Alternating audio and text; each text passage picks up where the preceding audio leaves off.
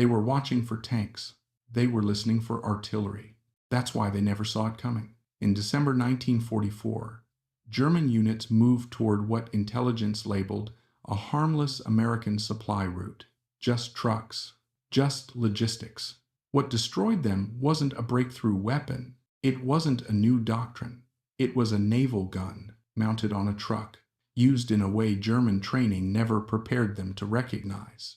By the end of this story, you'll understand why one dismissed assumption, not battlefield skill, turned routine advances into mass casualties, and why the Germans gave these vehicles a name born from fear. They called them devil trucks. But the real threat was what they refused to take seriously. They were watching for tanks. They were listening for artillery, because that's what their training had taught them to fear. German reconnaissance doctrine in late 1944 was precise, disciplined, and deeply structured. Threats were categorized. Engagements were anticipated. Every battlefield danger had a shape, a sound, and a response drilled into muscle memory. Tanks had tracks. Artillery had incoming whistles. Infantry had small arms fire. And supply units? Supply units were noise without danger. So when German patrols moved toward American rear areas during the Ardennes offensive, they didn't advance cautiously. They advanced efficiently. The intelligence was clear. American supply routes were congested. Rear echelon troops were overstretched. Heavy weapons were concentrated elsewhere. These were not combat zones. They were gaps, and gaps were meant to be exploited. What German commanders did not account for was not an American weapon. It was an American habit, a habit that didn't appear in German field manuals, a habit that contradicted German assumptions about how a professional army behaved under pressure. Improvisation in German military culture meant breakdown, desperation, loss of control. A real army, they believed, relied on purpose-built systems, vehicles designed for a single role, weapons deployed according to doctrine. Anything else was a sign of weakness. That belief shaped how German intelligence evaluated American capabilities. Reports from earlier encounters in Italy had already mentioned strange vehicles, anti-aircraft guns mounted on trucks, unarmored, exposed, crude. German analysts dismissed them quickly. Improvised platforms lacked protection. They lacked proper fire control. They lacked survivability. In short, they did not belong on a modern battlefield. But this evaluation missed a critical factor. American forces were not trying to build perfect systems. They were trying to put firepower where it was needed immediately. By late 1944, the United States had something Germany no longer did. Surplus weapons, surplus vehicles, surplus industrial capacity. When naval anti-aircraft guns outpaced ship production, they didn't sit unused. They waited for something to carry them. And when the Army needed mobile firepower, the solution was not elegant. It was obvious.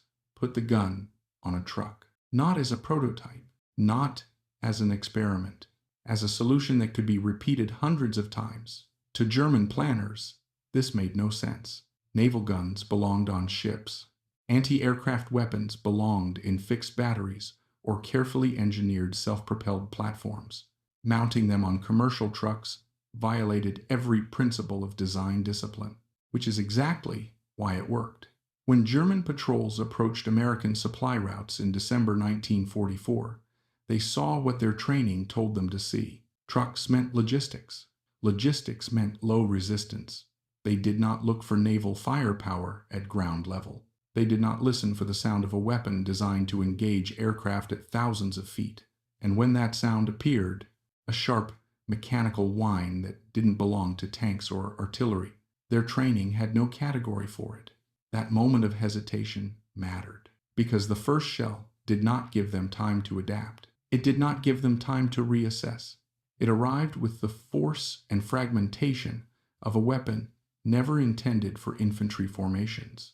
In those seconds, German units learned something no briefing had prepared them for. The battlefield had changed, not because the Americans had invented something new, but because they had refused to respect the boundaries of where things were supposed to belong. By the time German command realized this was not an isolated anomaly, not a single improvised vehicle, but a widespread program, the damage was already done. Entire advances were collapsing. Units were reporting heavy casualties inflicted by vehicles they could not classify. And within the ranks, a name began to circulate. Not an official designation, not a technical term, a soldier's name. Devil trucks. And the fear behind that name came from a simple realization. They'd been looking in the wrong direction. The first contact did not happen on a front line. It happened where German doctrine said nothing serious should exist. December 17th, 1944. Just before dawn, German reconnaissance elements moved toward an American supply crossroads in the Ardennes. The terrain favored them, limited visibility, deep snow, tree cover. The mission was routine. Probe, confirm weakness, push through.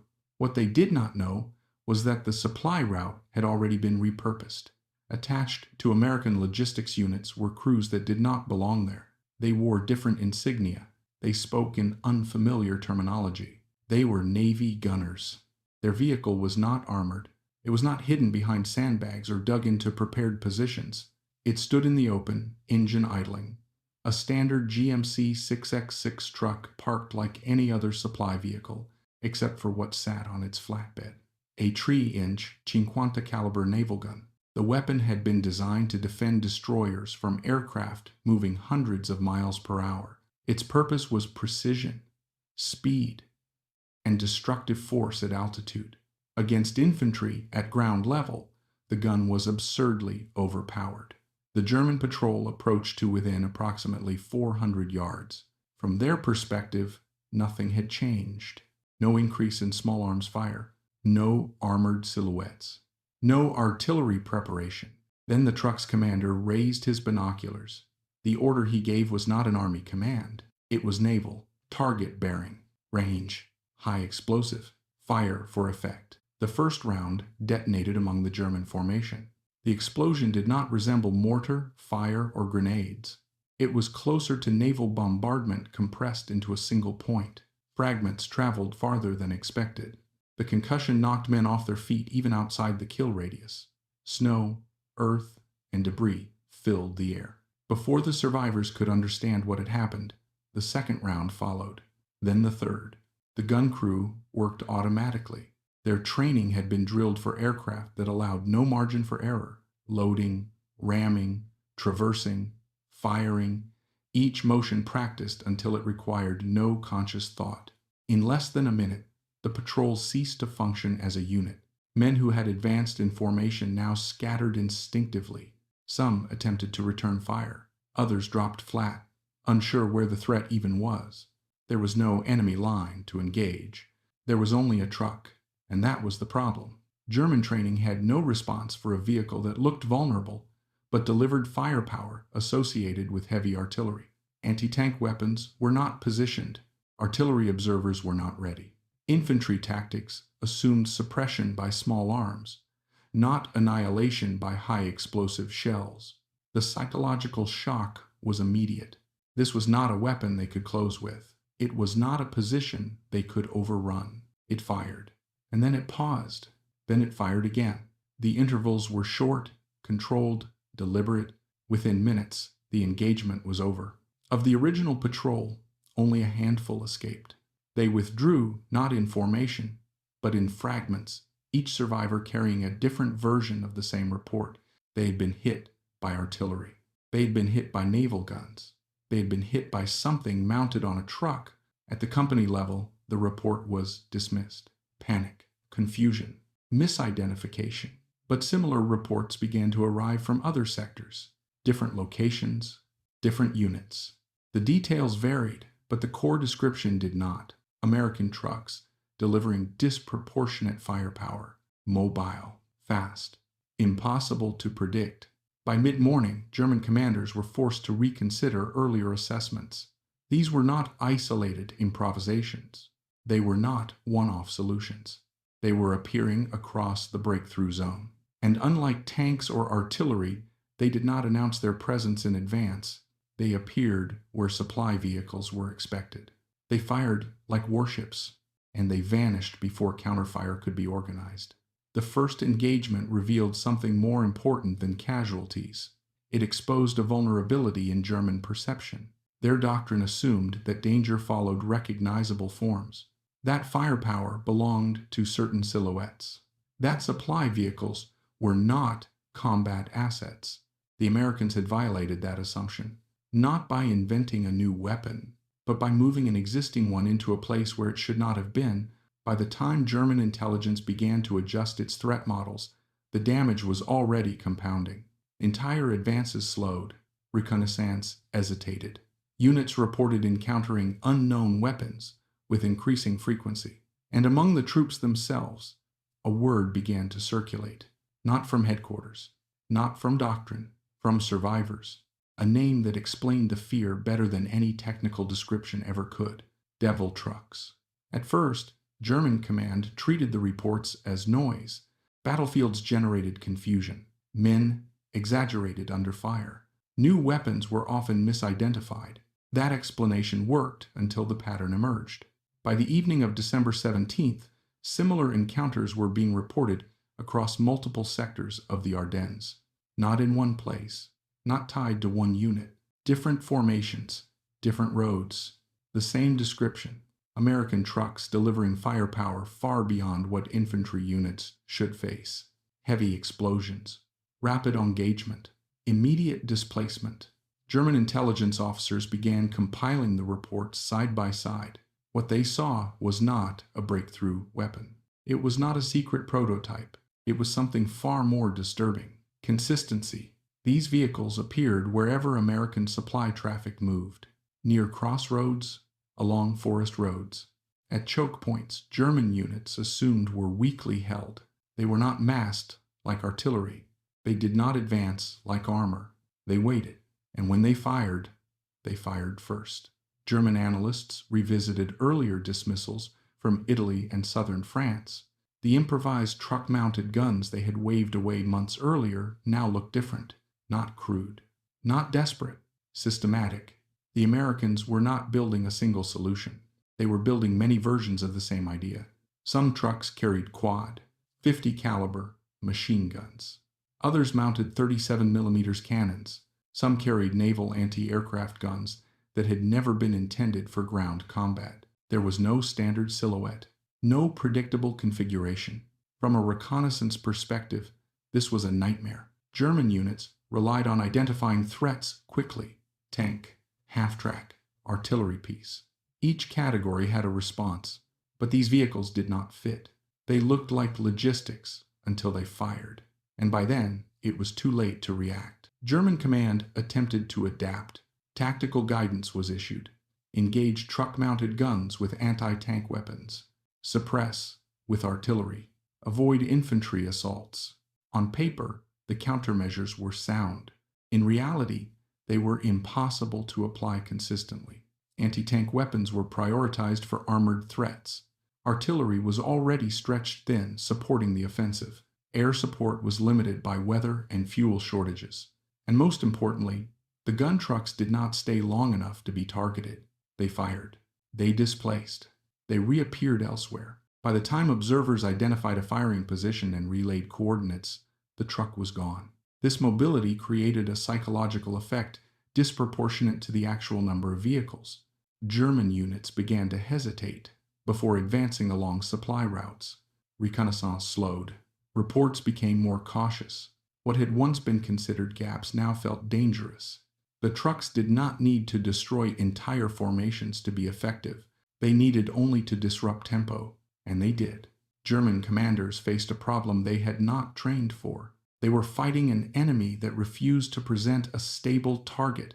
Traditional German doctrine emphasized decisive engagement. Fix the enemy. Bring superior firepower. Destroy. The Americans, intentionally or not, were denying that opportunity. They were not trying to hold ground with these vehicles. They were using them to deny movement. Every road became suspect. Every supply column potentially lethal. As the offensive continued, the reports shifted in tone. Early messages spoke of confusion. Later ones spoke of fear. Not fear of a specific weapon, fear of unpredictability. Soldiers described vehicles that appeared without warning, fired with overwhelming force, and vanished before retaliation. Some compared the experience to naval bombardment on land. Others said it felt like being attacked by aircraft that never appeared in the sky. The lack of a clear counter only intensified the effect. Units asked for clarification from higher command. How many of these vehicles existed? Where were they concentrated? The answers were unsatisfying. No one knew exactly how many there were. They were attached to different formations. They were moved as needed. From a German intelligence perspective, this decentralization was disastrous. There was no headquarters to target, no production facility to bomb, no single doctrine to counter, just trucks.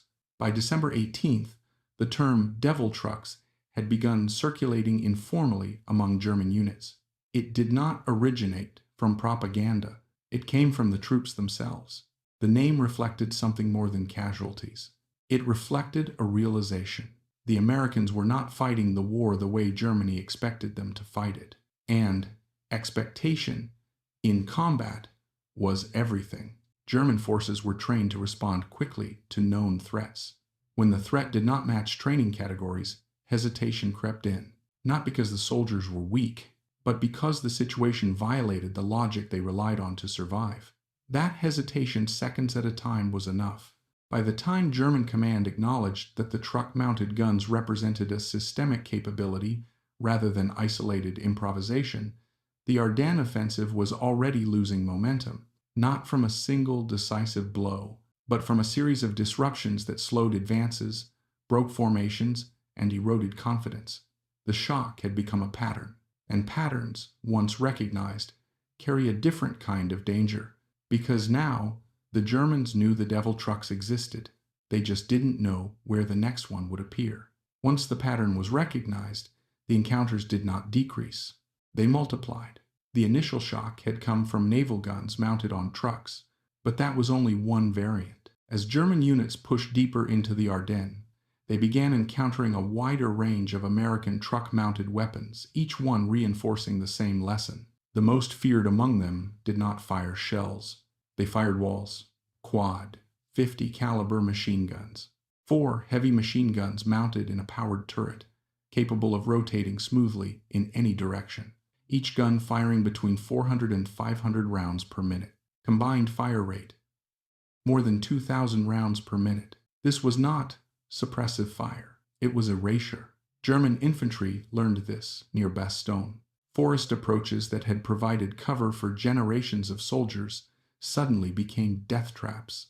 Tree trunks splintered under heavy machine gun fire. Branches exploded into clouds of wooden fragments that cut through bodies like shrapnel. Men who dropped prone were hit by rounds ricocheting through undergrowth.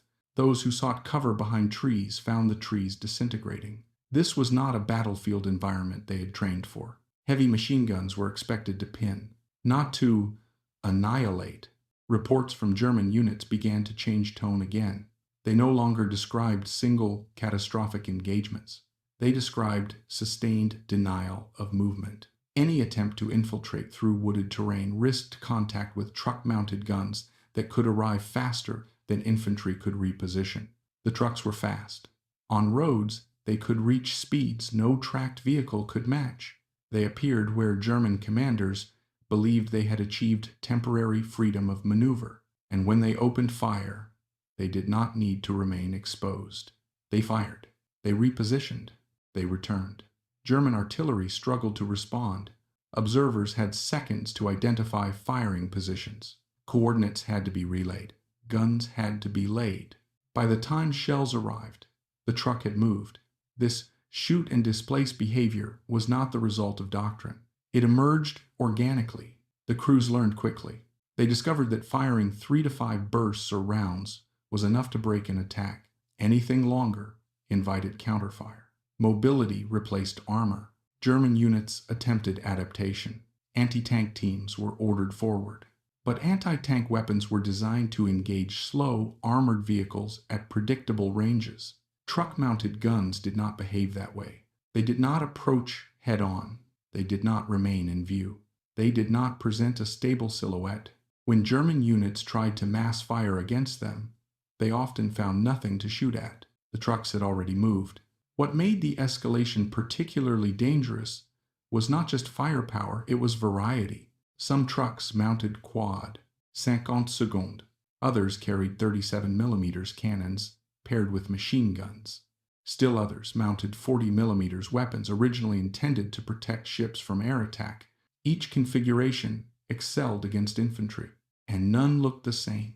German reconnaissance could no longer rely on visual identification alone. A supply truck might be just that, or it might carry enough firepower to obliterate a company. This uncertainty slowed every decision. Should a unit advance? Should it wait for artillery? Should it divert armor to deal with a threat that might not exist? Time was lost asking these questions. And in an offensive that depended on speed, time was everything. The psychological pressure mounted. German soldiers began to describe the trucks as omnipresent, always nearby, always listening. They appeared without warning, delivered devastating fire, and vanished before retaliation. Some units began delaying attacks until they could confirm the absence of truck-mounted guns. Confirmation that rarely came. Officers struggled to reassure their men. The trucks were not numerous enough to be everywhere, but perception did not require accuracy. It required repetition, and repetition was exactly what the Americans provided. Every engagement reinforced the same message. American firepower was mobile. It did not wait to be attacked, and it did not conform to expectations. The escalation was no longer just tactical, it was psychological. German formations that might have pressed forward hesitated. Reconnaissance patrols moved more cautiously. Attacks lost momentum before contact was even made. The trucks did not need to destroy entire divisions. They needed only to appear often enough to reshape behavior. By late December, German commanders faced a growing realization. The Devil trucks were not a temporary annoyance. They were not a stopgap. They were now part of the battlefield environment. And environments, once changed, are difficult to adapt to under fire. The escalation had reached a point where German forces were no longer reacting to American movements.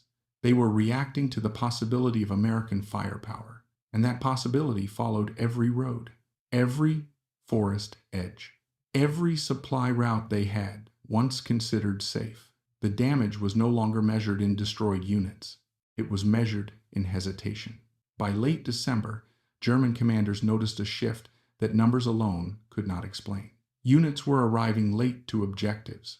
Reconnaissance patrols reported uncertain conditions. If firmed, attacks were delayed for reasons that sounded vague, cautious, unconvincing. The Devil trucks had begun to shape behavior. Soldiers spoke about them before they saw them. Warnings passed from veteran to replacement, from platoon to platoon, not through orders, through stories. A truck that fired like a warship, a truck that appeared without warning, a truck that erased men before they understood what was happening. Fear did not require accuracy. It required repetition, and repetition was constant.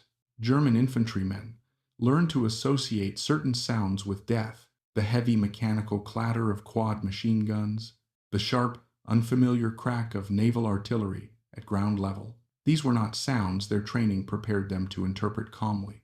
In earlier phases of the war, German soldiers had feared tanks. Tanks followed roads. Tanks were loud. Tanks could be tracked, ambushed, destroyed. The Devil trucks were different. They did not announce themselves. They did not linger. They did not present a clear target. They struck, then disappeared. That unpredictability was corrosive. Units began advancing more slowly along supply routes. Columns tightened formation, then loosened again. Men scanned tree lines and road curves for threats that might not exist. Time slipped away. Officers attempted to counter the fear. Briefings emphasized discipline. They reminded soldiers that trucks were vulnerable, that concentrated fire could destroy them. But these reassurances clashed with experience. The trucks rarely stayed long enough to be engaged, and when they were seen, they were already firing. Captured German soldiers later described the same reaction. They did not feel attacked by a specific enemy unit. They felt targeted by the battlefield itself. The trucks seemed to appear wherever resistance was attempted. They did not block advances permanently, they punished them unpredictably. This created a sense of omnipresence. Men began to assume that any open movement would be met with overwhelming fire, not because it always was, but because it might be. That might was enough. In several cases, German units halted attacks after only minor contact. Reports cited heavy resistance. But follow-up analysis found minimal American forces in the area. The resistance had been psychological. A burst of quad, 50 fire, a single naval shell detonating near a formation. And suddenly, the cost of advancing seemed unacceptable. The trucks amplified this effect by refusing to conform. Some engagements involved massive explosions. Others involved sustained machine gun fire. Some occurred at long range. Others at terrifyingly close distances. There was no consistent pattern to learn from. German doctrine emphasized learning the enemy's habits, identifying weaknesses, predicting responses. The Devil trucks denied all three. They were not controlled centrally. They did not follow a single doctrine. They did not appear in predictable numbers. They existed as a loose network of mobile firepower, responding to threats as they emerged. This decentralization made them immune to many traditional countermeasures.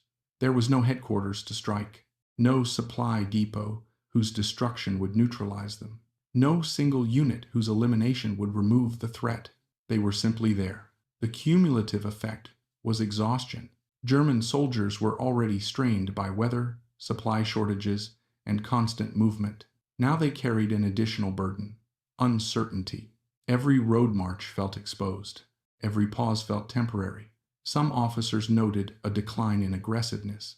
Men advanced carefully, sometimes too carefully. Opportunities passed while units waited for confirmation that the trucks were not nearby. By the time confirmation came, the moment was gone. The Devil trucks had achieved something rare. They altered tempo, without holding ground, without seeking decisive engagement, without concentrating force. They forced the enemy to move on their terms. In war, this kind of pressure compounds quickly. A delayed advance here forces a reroute there. A missed objective creates congestion elsewhere. Momentum, once lost, is difficult to regain. By the end of December, the Ardennes offensive was no longer racing forward.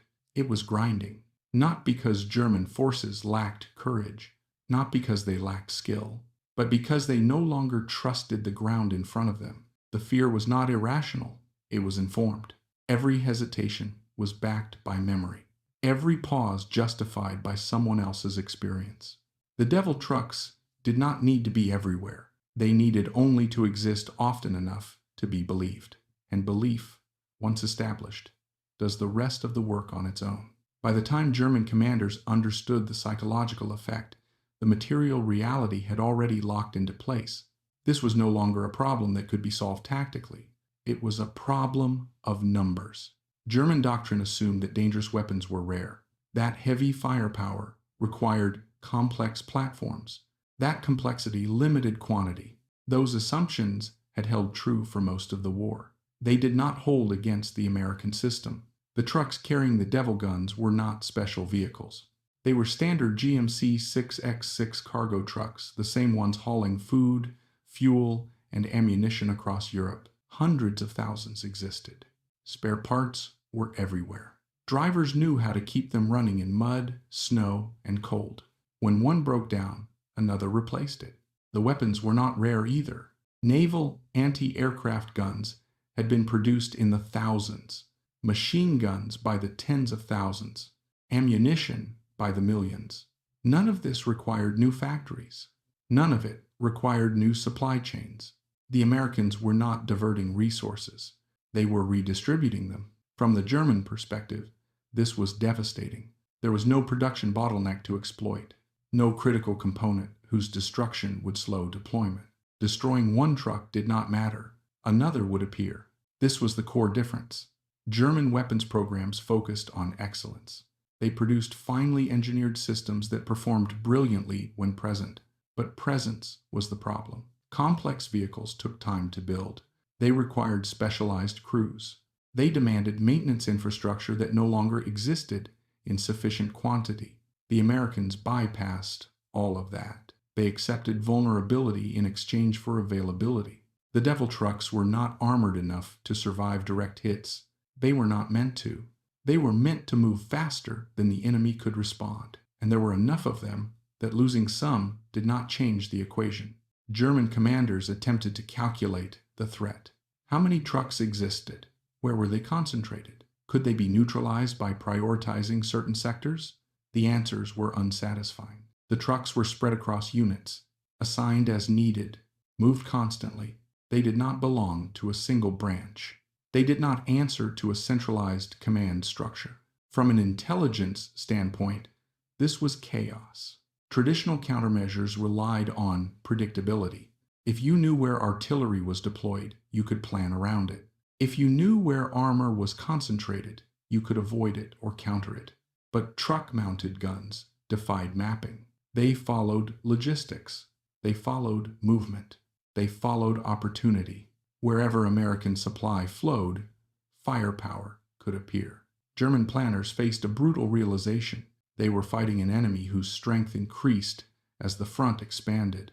Every mile the Americans advanced brought more roads, more supply routes, more opportunities to deploy mobile firepower. The Devil trucks multiplied not because they were being built faster, but because the battlefield itself was creating space for them. Attempts to counter them consumed resources Germany no longer had. Artillery units were asked to respond to fleeting targets. Anti-tank teams were pulled from critical sectors. Air support was requested for missions that weather and fuel made impossible. Each response weakened something else. The trucks, meanwhile, demanded little: fuel, ammunition, a crew. They did not need elaborate coordination. They did not need prepared positions. They needed only to arrive first.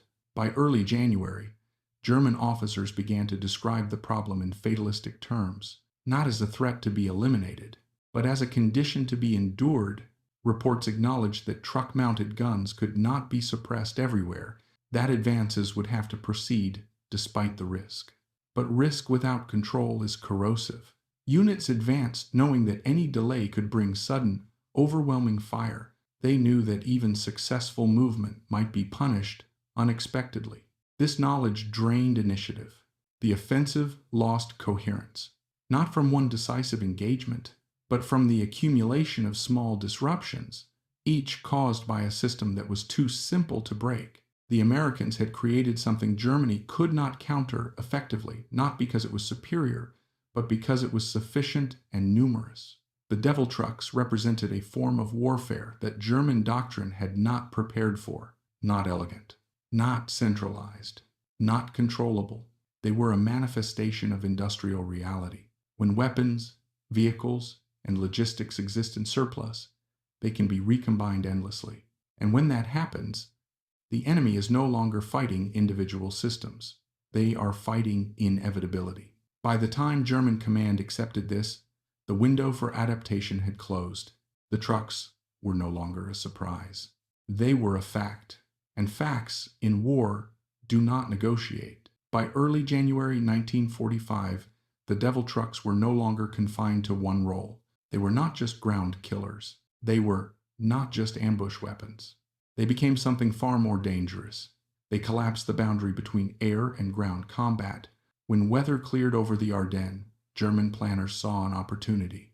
The Luftwaffe would finally support ground operations. Close air support could disrupt American supply routes.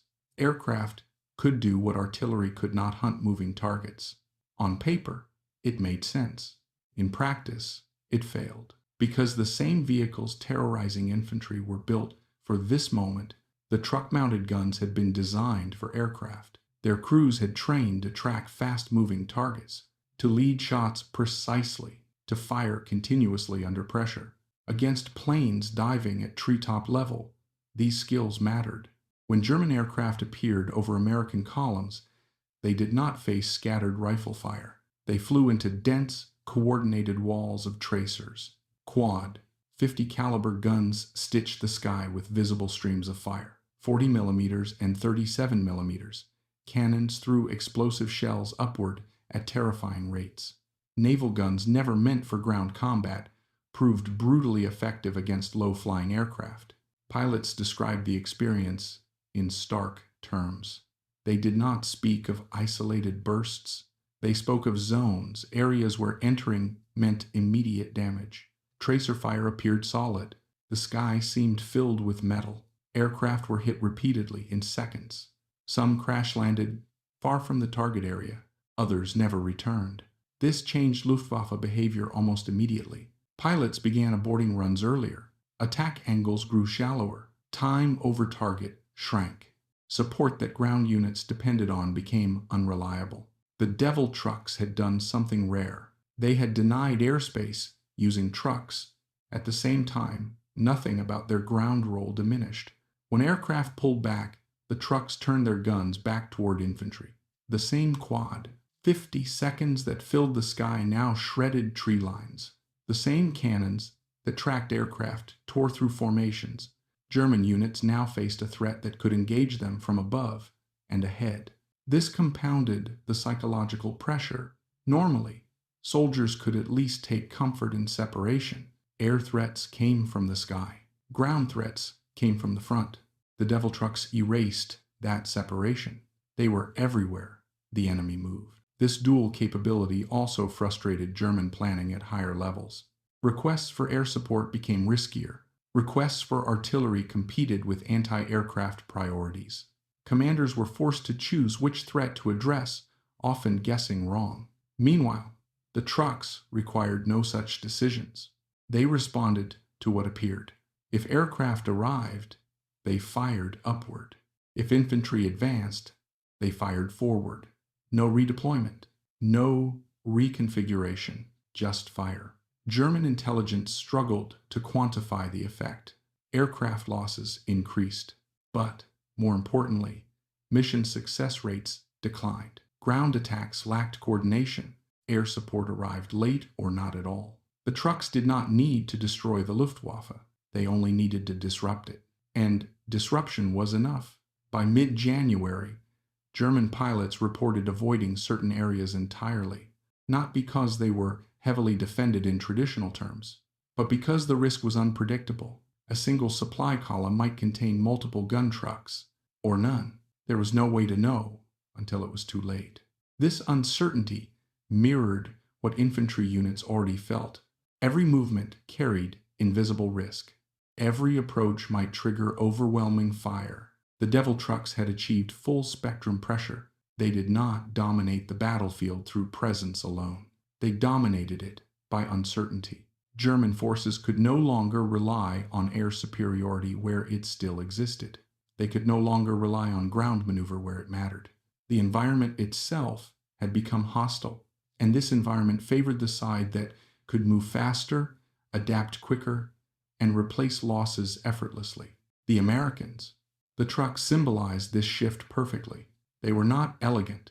They were not specialized, but they were effective everywhere. By breaking the separation between air and ground combat, the Devil trucks forced German units to fight a war they no longer understood, one where threats did not arrive in expected forms, one where firepower followed movement, not formations.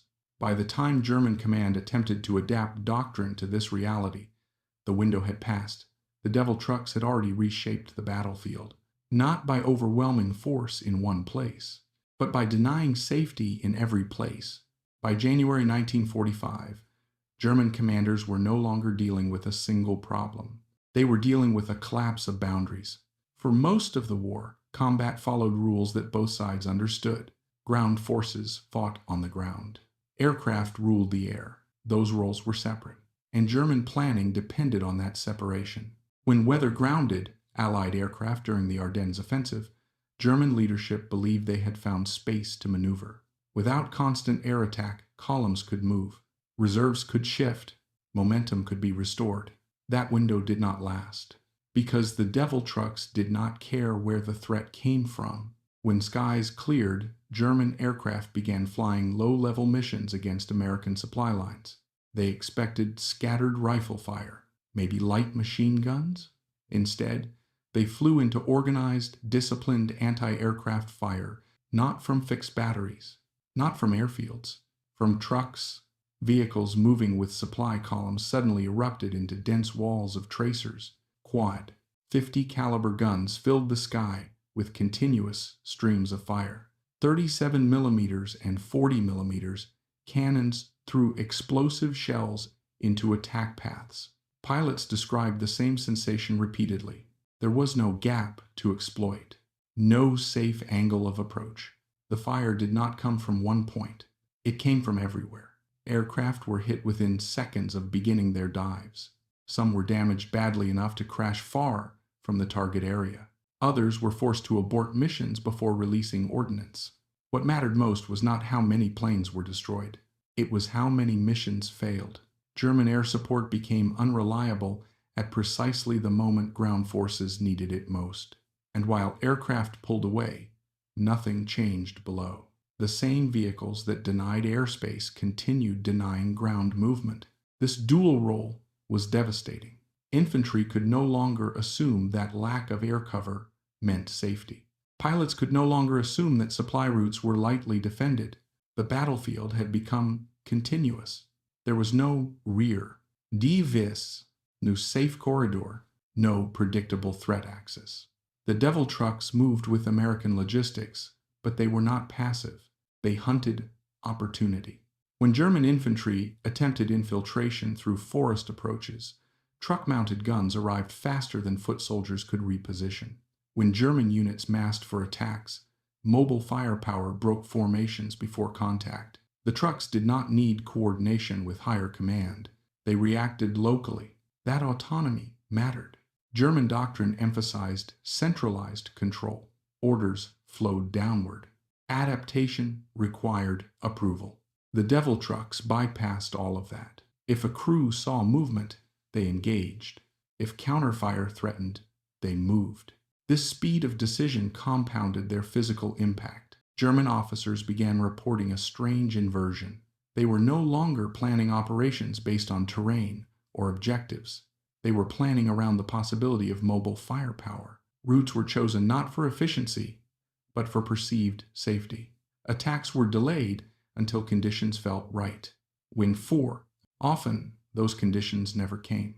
The trucks forced German forces to operate defensively, even while on the offensive.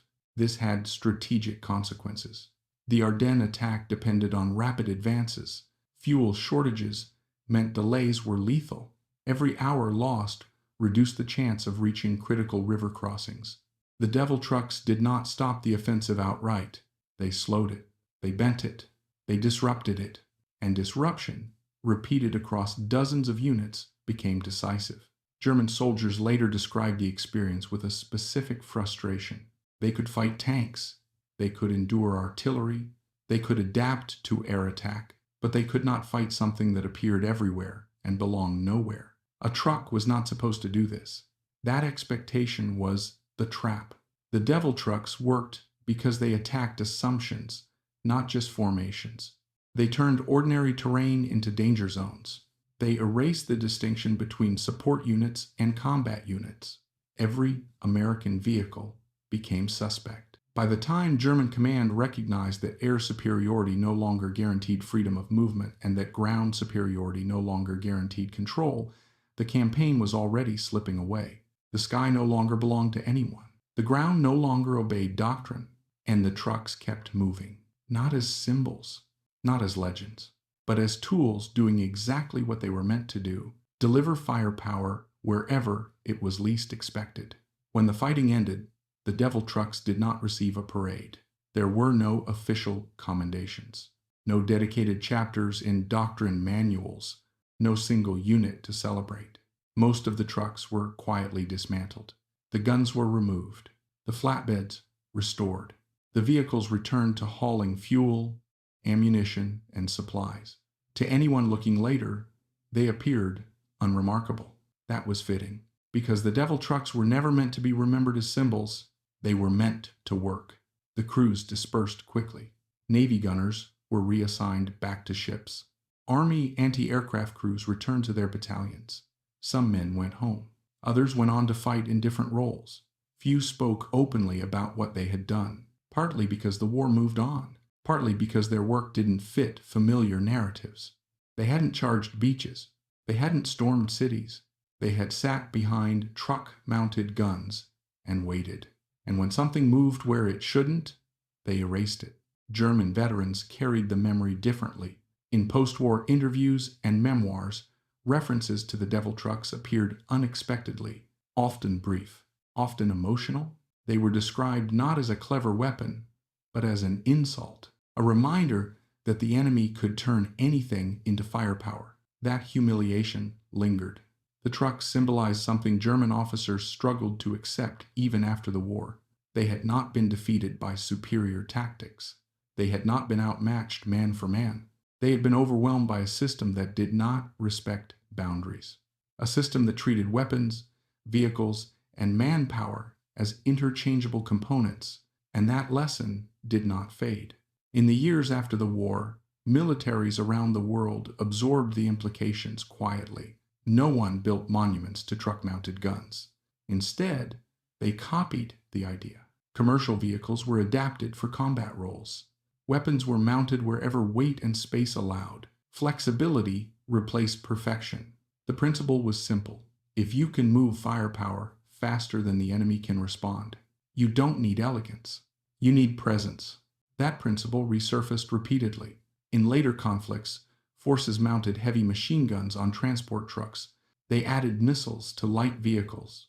They built mobile air defense systems on wheeled platforms. Each iteration traced its lineage back to the same realization. Firepower does not belong to a category. It belongs to whoever can deliver it at the right moment. The Devil trucks proved this before anyone was ready to admit it. They showed that rear areas were an illusion, that supply routes could be killing zones, that the difference between support and combat was a matter of intent, not equipment. Most importantly, they revealed a weakness in traditional military thinking. Armies prepare to fight what they expect. They train for shapes, sounds, and doctrines they recognize. The Americans exploited what fell outside those expectations. They did not build a new weapon to win the war. They rearranged what they already had. And that rearrangement changed behavior on the battlefield. It slowed advances. It eroded confidence. It forced the enemy to hesitate. In war, hesitation is expensive. By the time German command fully understood what the Devil trucks represented, adaptation was no longer possible. The trucks had already done their work. Not by destroying armies outright, but by bending the environment against them. Today, a few restored vehicles sit in museums. They are quiet, harmless. Visitors see trucks with guns and assume novelty. What they don't see is the idea that once made those trucks terrifying. The idea that effectiveness matters more than design. That speed matters more than perfection. That war is often decided by those willing to ignore what doesn't belong. He's bragged in with. The Devil trucks were dismantled, but the mindset that created them never disappeared. It became normal, and that may be their most lasting legacy. Not the damage they inflicted, but the assumptions they destroyed.